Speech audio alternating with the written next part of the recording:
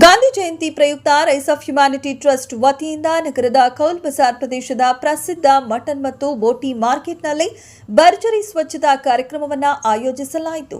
ಈ ಸ್ವಚ್ಛತಾ ಕಾರ್ಯದಲ್ಲಿ ಜಾತಿ ಮತ ಭೇದವಿಲ್ಲದೆ ಎಲ್ಲ ಸಮುದಾಯದವರು, ಅಲ್ಪಸಂಖ್ಯಾತ ಹಿರಿಯ ಮುಖಂಡರು ಹಾಗೂ ಸ್ಥಳೀಯ ಕುರೇಶಿ ತಂಡದವರು ಮಹಾನಗರ ಪಾಲಿಕೆಯೊಂದಿಗೆ ಸ್ನೇಹ ಸಹಕಾರದಿಂದ ಪಾಲ್ಗೊಂಡು ಪ್ರದೇಶವನ್ನು ಸ್ವಚ್ಛಗೊಳಿಸಿದರು. ಕಾರ್ಯಕ್ರಮದಲ್ಲಿ ಭಾಗವಹಿಸಿದ ವಾರ್ಡಿನ ಮುಖಂಡ ಅಯಾಸ್ ಅಹಮದ್ ಮಾತನಾಡಿ, ರಾಷ್ಟ್ರಪಿತ ಮಹಾತ್ಮ ಗಾಂಧೀಜಿ ತೋರಿಸಿದ ಅಹಿಂಸೆ, ಸತ್ಯ ಮತ್ತು ಶಾಂತಿಯ ಮಾರ್ಗವೇ ಎಂದಿಗೂ ಸಮಾಜಕ್ಕೆ ಬೆಳಕು ತೋರಿಸುತ್ತದೆ. ಯುವ ಪೀಳಿಗೆ ಗಾಂಧೀಜಿ ತತ್ವಗಳನ್ನು ಅಳವಡಿಸಿಕೊಂಡರೆ ಸಮಾಜದಲ್ಲಿ ಸಮಾನತೆ ಮತ್ತು ಸೌಹಾರ್ದ ವಾತಾವರಣ ಬೆಳೆಯುತ್ತದೆ. ಗಾಂಧೀಜಿ ಬಡವರ ಹಕ್ಕು, ಸಮಾಜದ ಶ್ರೇಯೋಭಿವೃದ್ಧಿ ಮತ್ತು ಸ್ವಚ್ಛ ಭಾರತದ ಕನಸು ಕಂಡವರು.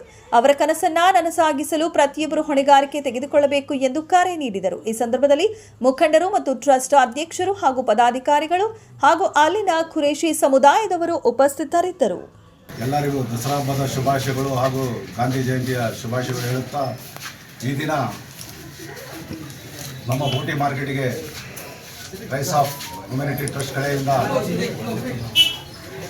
ಸ್ವಚ್ಛ ಭಾರತ್ ಅಭಿಯಾನ ಮಾಡಲಾಗುತ್ತಿದೆ.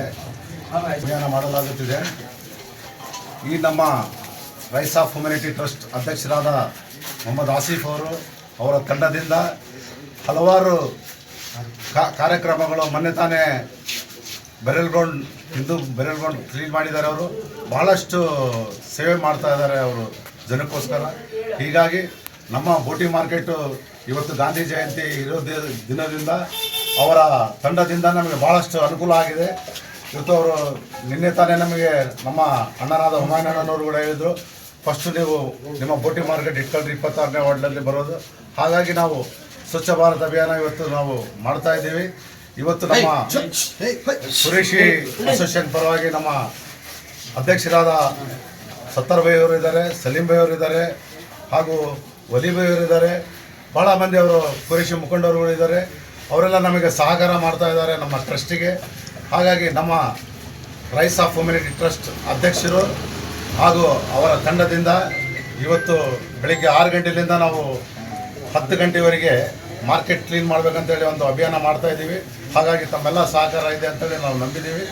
ಇವತ್ತು ಇದು ಆದ ಮೇಲೆ ನಾವು ಮುಂಬರೋ ದಿನಗಳಲ್ಲಿ ದೊಡ್ಡ ಕುರೇಶಿ ಮಾರ್ಕೆಟ್ ಕೂಡ ನಾವು ಕ್ಲೀನ್ ಮಾಡ್ತೀವಿ ಅಂತೇಳಿ ಹೇಳ್ತಾ ಇದ್ದೀವಿ.